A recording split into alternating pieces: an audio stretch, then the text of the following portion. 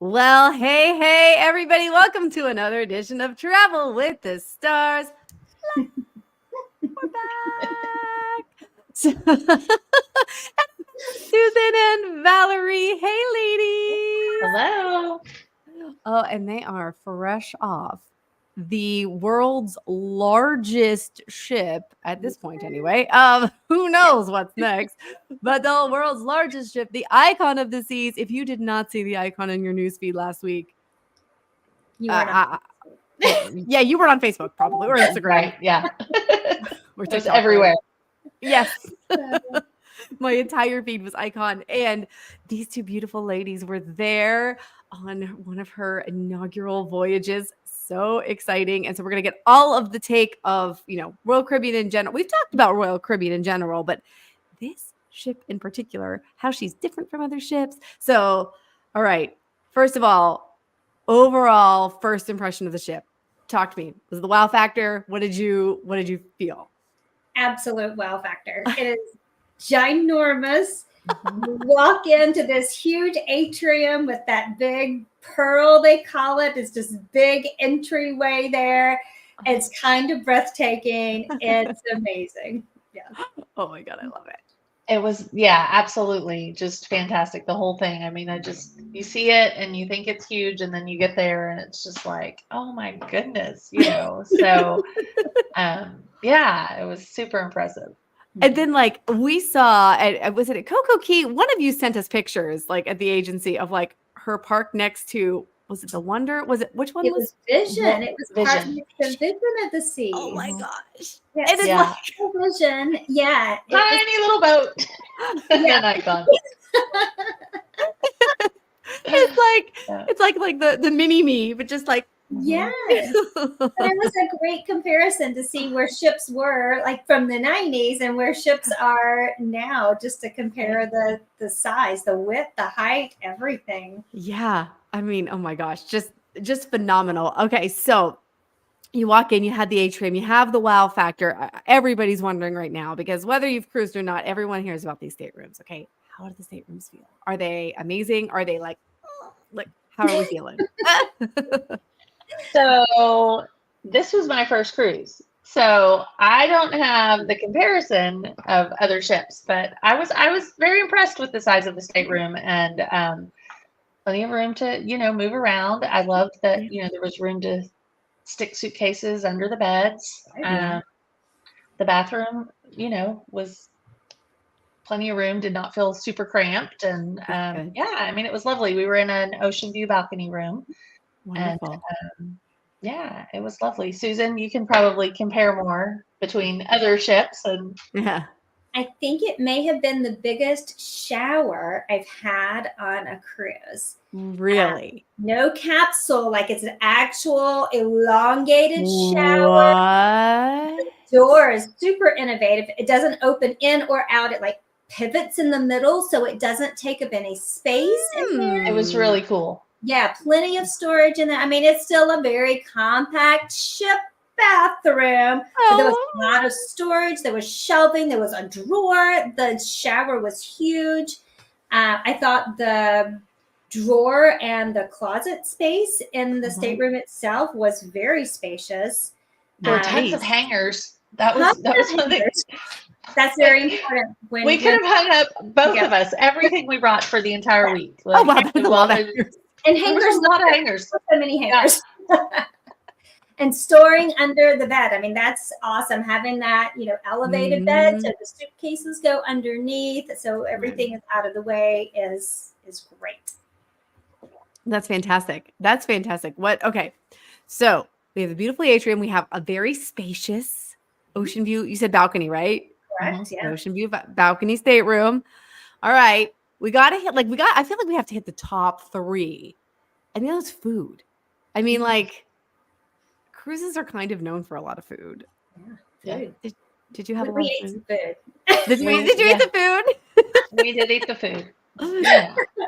So talk about the main dining rooms, because that's going to be included for everybody. Main dining rooms. How many do we have? Multiples? What do we got complimentary here? Yeah.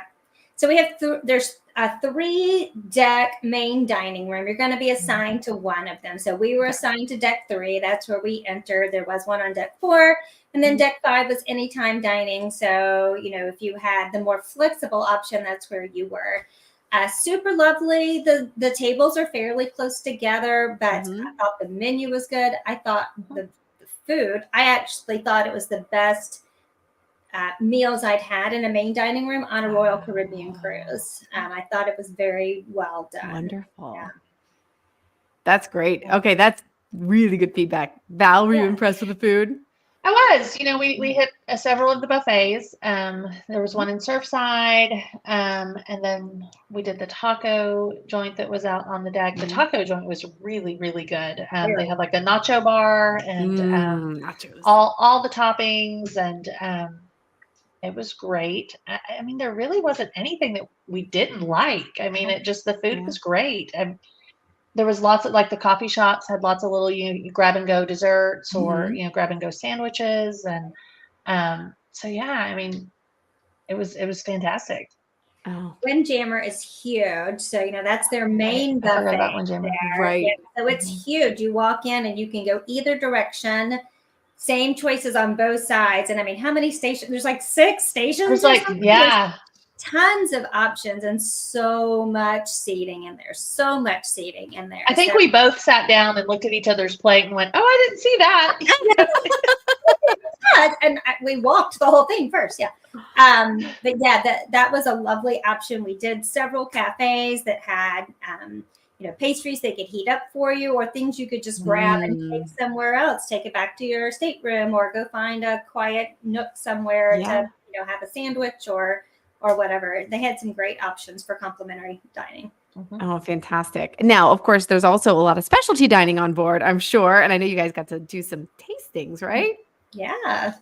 Right. Yeah. So they were by invitation only. So we didn't get to actually dine in the restaurants, but they had some open house hours and they had people out there with tastings. And so we got to sample some things from each of the restaurants, and it was great. I mean, I think I had a little steak from, I can't remember which one now. I think it was a Zumi that had oh my gosh, the little piece of steak that I got from there was just like melt in your mouth. I mean, it was delicious. I tried the sushi there. Val wouldn't go for it, but I did try the sushi there. Not a sushi girl, but give me the steak all day long. So. The steak was good. We tried some options up at Hooked, so that's the seafood restaurant on board. They have a new restaurant in Surfside. It's very casual dining. We did try some things from there too. But I think the highlight maybe of what we tried was that new supper club. Yes. What about that? They had several tastings out there, and one of them was also a steak, which was phenomenal. But they let us come into that restaurant. The other ones, they didn't really let us come in. But that is a unique, very exciting option for dining.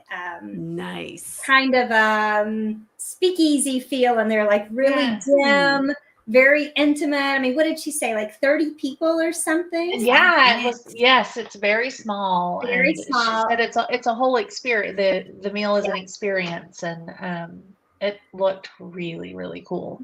So, but they had a little live band in there too, and and set dining time, so everybody comes in, like the doors open, everyone is seated, the doors close, and then you have a meal and the live music and the whole thing. People aren't coming and going, so it's a whole supper club, a whole dinner show option. I think it's going to be phenomenal. Do we know how many seatings per night there are right now? Because that sounds amazing. That's a great one. There's more than 1 or 2 though. Right. I mean, it sounds like it would have to be like 2 max, probably. Like if it's a couple-hour experience, amazing. Oh my gosh, I want to go there. I know. What and it was so pretty and so quiet. I imagine it just must be lovely to eat in there. Oh yeah, especially with only like 30 people. My goodness. Which, well, mentioning that it's a whole experience, part of the experience too is entertainment, which Royal Caribbean has always had great, stage shows or whatever. But I know, Susan, you had talked a little bit about it, the Aqua Theater is like set up differently, or Totally different. So on the Oasis class ships, the yeah, Aqua Theater is in the very back of the ship. And yeah, outside, it has that big anchor on the back of the ship that kind of anchors the back where the divers jump off. But this one is completely enclosed in the Aqua Dome in the very front of the ship. The dome. It has a whole thing at the top with a giant, like a rain shower, a whole big thing that comes out of the ceiling, so they can have this whole shower of water that comes down. Still, the same amazing diving from air and suspending and popping in and out of the water, but a completely different venue and enclosed, so the weather will not affect the show as much. There's no wind to be worried about or rain or anything, so it'll have a very different feel from the other shows. Yes, absolutely. And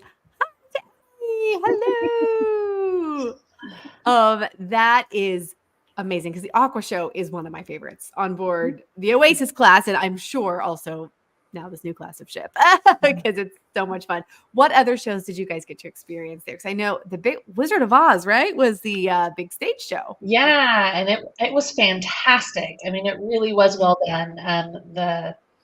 The lighting and the special effects, and I mean, at one point Dorothy is on her bed and she's like floating out over the crowd, and yes, over the audience. I mean, she's really low, and it's it was amazing. Very well done. Very well done.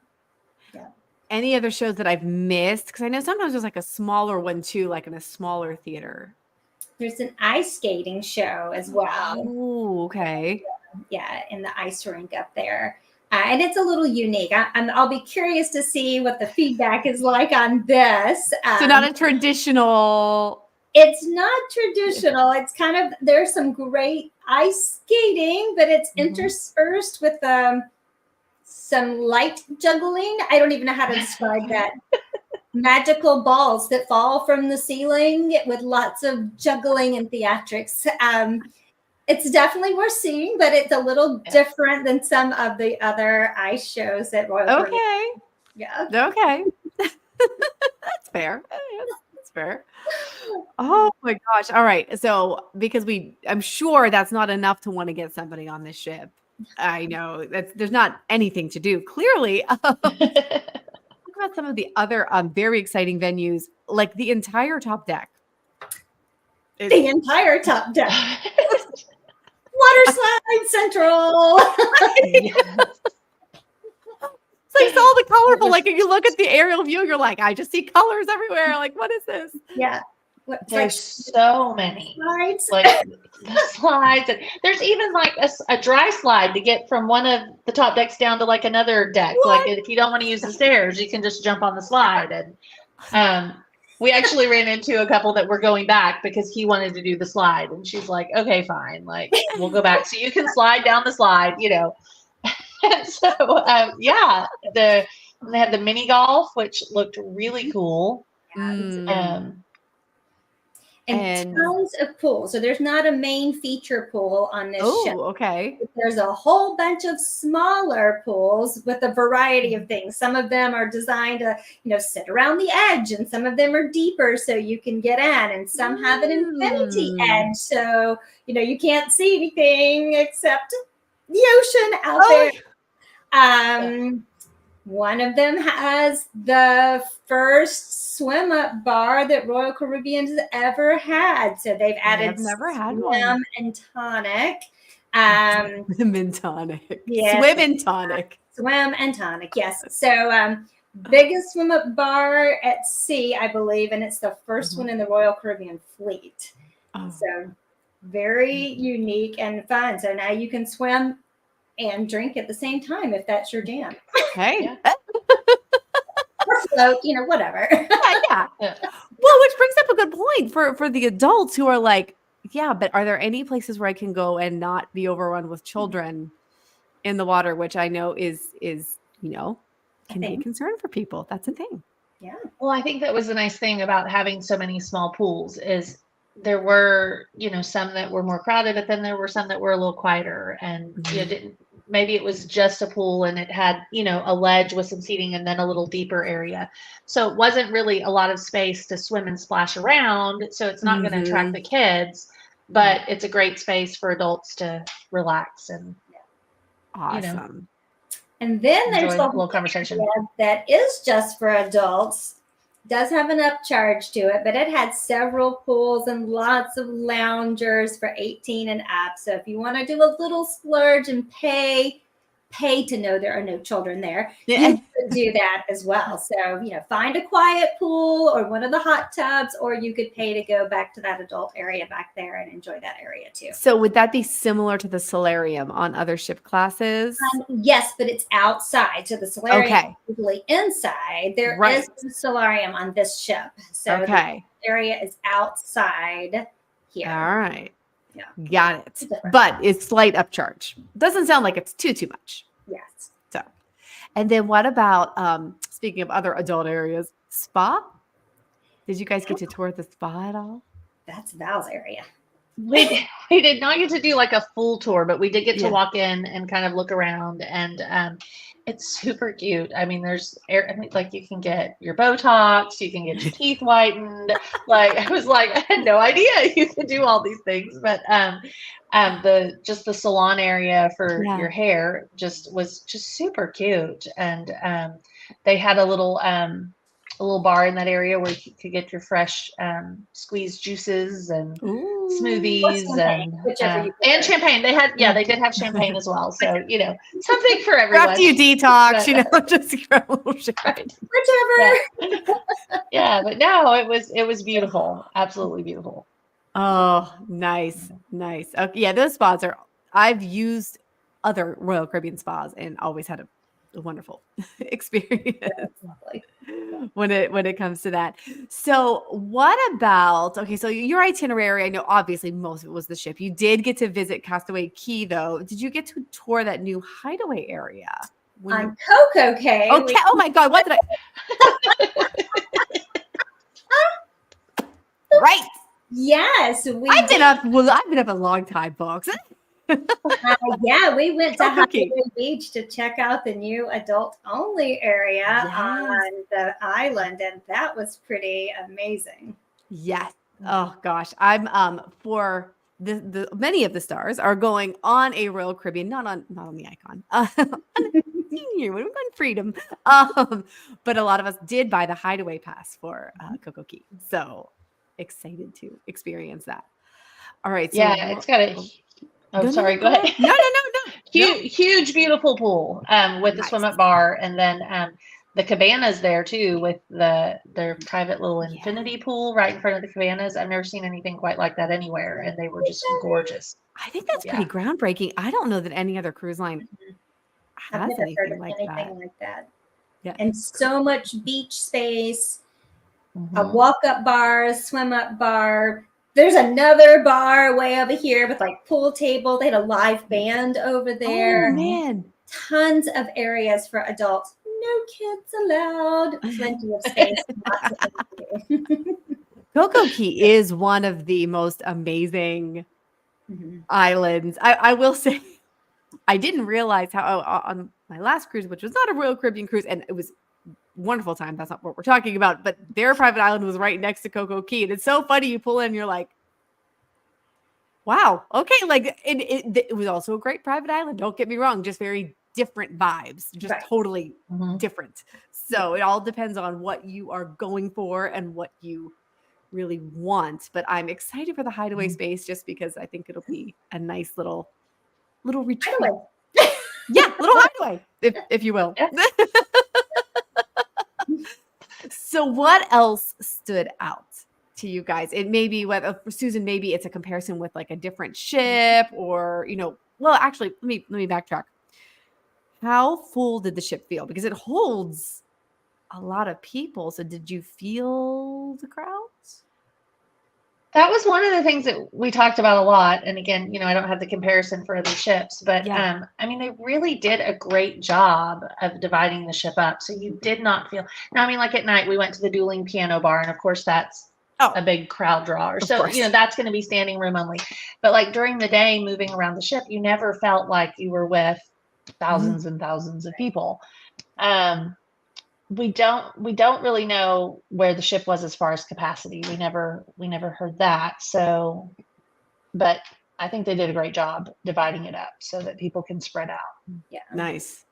Yeah, so they've rethemed the boardwalk, so it's not boardwalk on this ship like every other Royal Caribbean ship under the sun. This is Surfside, has a little different theme to it. So without the aqua theater back there, it has a huge kids splash area, along with some eateries and the carousel and all that sort of thing. Yeah. But between Central Park and Surfside and the huge atrium and the water park and the eateries, people are just spread out everywhere. And I really don't know that they're going to see a huge crowd of people because they're never all in one place at one time. So I think they have designed it very well to spread out. That's great. People. We did do, since we didn't talk about this, I think they have some amazing evening nightlife options. I'm not a dance club girl. I'm not gonna go hang out with the DJ and dance till 2 a.m. That's not my thing now. I'm like a 9:30 to bed girl. But we had that dueling piano bar. I love a dueling piano bar. It was absolutely amazing. They have a jazz and blues lounge that opens just at night. Grand piano, double bass in there. I mean, the whole thing. And it's super low key feel out in Central Park. Absolutely beautiful. Right across from Bubbles, which is the brand new champagne bar. Yes. Which we did take advantage of. Yes. I mean, you were obligated. You might have seen us there more than once. You had to. If nightclub is your jam, they have a nightclub. They had a whole place that had live music every night, a 2-story area where there were live bands in there. There's a comedy club. You want a quiet bar just to sit and listen to, a pianist. I think they probably had every evening option you might want available on the ship. So it was lovely option to have different things to do. It wasn't just a nightclub. Wow. Amazing. Okay. Like, seriously, I wanted to go on anyway, but now. I would go back just for the dueling piano bar. Right. And the champagne bar. So anything else that stood out before we wrap up this episode? Because I think, by the way, if you want to go, there are still sailings available.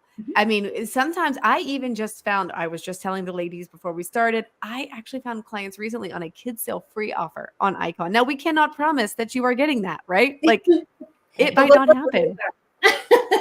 We'll try, but you just saying it might be within reach and you might be able to go sooner than you think, but this ship is booking out. So if you are thinking, I want to get on this, you should contact us quickly to get on the books at some point. So, but what anything else that stood out? The one thing see. Oh, sorry, Valerie. The one thing we missed. No, go ahead. Go. Was Rover. So Rover is the first dog at sea. Rover lives on board on the seas. It's a girl. She has her own handler in her own stateroom with her sweet little bed. She has a handler who works with her 24/7. And she just goes out and makes friends around the ship. We were disappointed we didn't get to see Rover, but if you go, please send us photos because we missed getting to love a dog. So, but that's a very unique experience to be able to look for this beautiful dog on a ship. That's so cool. I loved the upper promenade deck right behind the Pearl. They had the Pearl Cafe, but then the whole wall was entire glass with lots of just beautiful seating that you could just sit and have a drink, have a coffee, and a dessert, and just look out at the sea. It was really cool. That was a beautiful area. Yeah. Wow. Well, like we said, if you want to get on this ship, this is like the ship right now. Like, I don't think I have seen a ship this hyped in a long time. And there are some other great ones coming out that we are super excited for, and we will talk about those as well. But I tell you what, she's a great one, and destination in and of herself. So if you, if you're like not a person who loves to get off, or what I've done is zillion cruises. I don't get off at Nassau. I don't get off at, wherever. Doesn't matter. Plenty to do. Plenty to do. Yep. Yep. You're going to be on the ship to be on the ship. So that's, which is cool. So, well, ladies, if anybody wants to maybe see what you were posting while you were on the Icon or see what you are posting every single day, let's start with you, Susan. Yeah, you can find me on Facebook. Well, you can email me at susan@uponastartravel.com. You can find me on Facebook at Susan's Great Escapes or on Instagram at UponAStarSusan. And how about you, Valerie? You can find me both on Facebook and Instagram at Upon a Star Valerie on both places. Or you can email me at Valerie@uponastartravel.com. Fantastic. And of course, you can always find us on the web at Upon a Star Travel, pretty much everywhere, or uponastartravel.com. Shoot us an email to info@uponastartravel.com or email one of these lovely ladies, and we'd love to help you get on your next cruise because cruising is fun. So it's amazing. Well, remember, there's a whole new world to discover, both on land and sea, and we'd love to help you discover it here at Upon a Star Travel. So we will see you next week.